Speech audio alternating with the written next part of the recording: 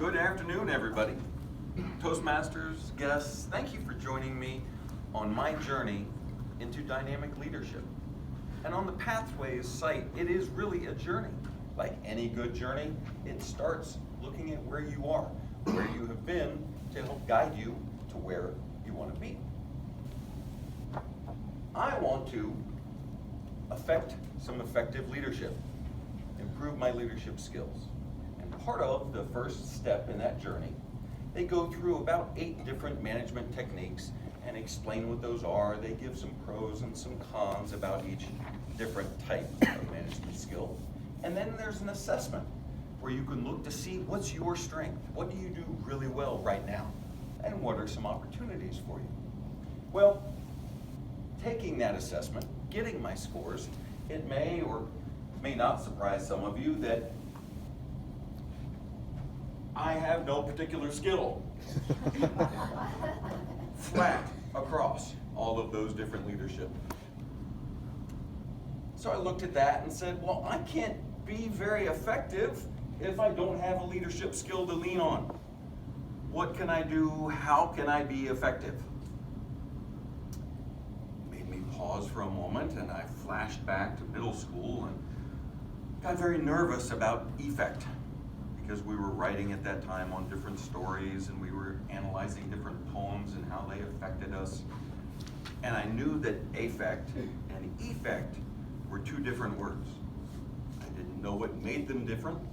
As a preteen boy, I thought, well, affect starts affection, so it must be an emotion. So I used it a lot in analyzing poems. For everything else, I used effect. And looking at these leadership skills, looking at how that breakdown came about, pace setting was one that I would have chosen that I hoped I had some skill in. Being a participative leader, being engaged, being productive along with the team.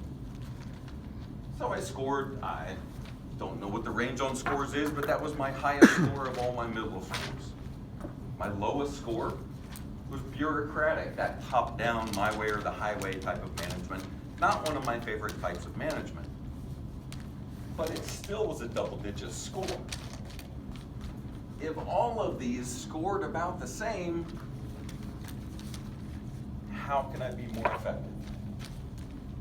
Because I'm still in this puddle of middle average scores. So what is the difference between an effective manager and an affective manager?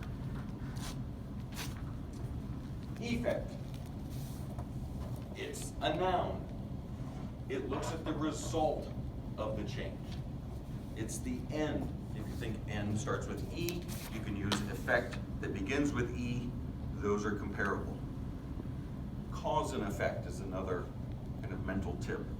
To say if I'm looking for that cause and effect, I want to use E as an effect. And that word is a little more common. We're used to that word. We are not as used to affect. I thought it was just an emotion. I could make you feel something. But affect is actually the verb. Anytime you do something, it's an affect, to influence or to change. A for action, A for effect.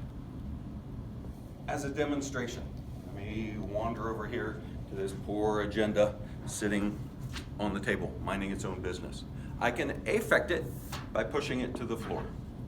The agenda doesn't care. But the effect is now there's a piece of paper on the floor that wasn't there before. For those of you like me with a little OCD, now I'm thinking, there's a piece of paper on the floor that shouldn't be there. I'm gonna pick it up and express my OCD and put that back and continue. So that is affecting something, or the effect of doing something. One comparison, one analysis. So verb and noun and language and writing my stories in middle school, fine. How does that help me be an effective manager? How can I manage the effect or manage the affect?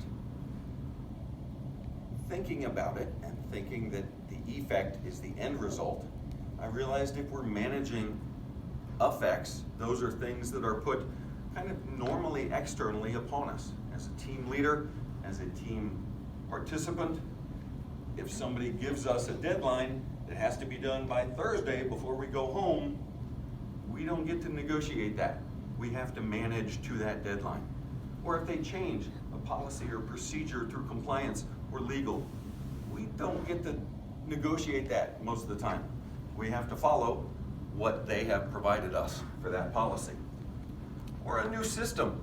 We can't fax from the printer anymore, you have to fax from your desktop. Or they have taken my emojis from my Skype, so I can't send those through chat anymore. They didn't negotiate that with me. I had to adapt. Affect management. That tends to be more internal. Inside of your group, you can affect the other people, whether you're the manager or a team member. Because you may have an outside team come to you and say, hey, we like what you're doing, but we need this in addition, or we'd like this instead. And then the group gets to talk about, collaborate, brainstorm about ideas on how to do that, so we can affect change internally. When you bring somebody new on board, training that person affects them, that new person affects the team, and the culture that that team has. When you bring somebody new on, that culture can change, good or bad, but you can affect a change for everybody internally, together. So those are some management techniques as well. So going back to my puddle, how does that help me move forward? It gives me the tools. I don't have to pigeonhole myself. I don't have to put myself in a box that I am only a pace-setting manager or a pace-setting team member. I can be bureaucratic at times. I can be innovative. I can be coaching. I can have all of those tools in my belt rather than putting myself in one box. And really, at the end of the day, whether we're a manager or a team member, I think we're all trying to be more effective. Thank you.